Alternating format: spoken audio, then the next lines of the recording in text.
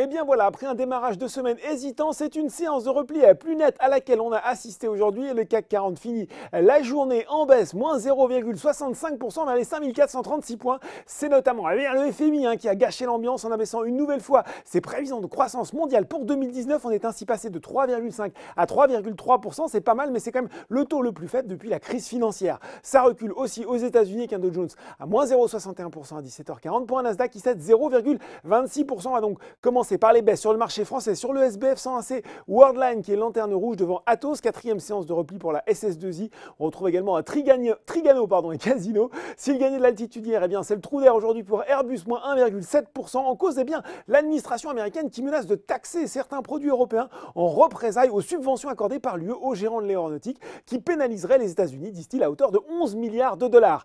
Carrefour aussi se replie, moins 1,9%. La faute cette fois-ci à Barclays qui a réaffirmé sa recommandation pondérée en ligne et son objectif de cours à 17,50 €, déclarant voir un faible début d'année pour le géant de la grande distribution.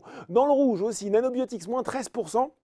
Alors qu'elle a reçu le marquage CE pour son traitement NBTXR3, la biotech a levé près de 30 millions d'euros avec une décote de 15% par rapport à la moyenne des cours précédant l'opération. Des hausses, il y en a aussi, à commencer par Nexans, le fabricant de câbles, profite des nouvelles difficultés rencontrées par son concurrent italien Prysmian dans le projet Western Link, un câble sous-marin haute tension qui relie le nord du pays de Galles à l'Écosse. Ça va bien aussi pour Vicat et SPI, le groupe d'ingénierie électrique, et d'ailleurs l'une des plus fortes progressions du SBF 120 depuis le début de l'année, avec un gain de près de 40%. Et puis Publicis termine en tête du CAC 40 devant Essilor Luxottica, deuxième séance de rebond, ce qui n'empêche pas le spécialiste de l'optique de signer la plus mauvaise meilleure performance de l'indice avec un repli de 12% depuis le début de l'année.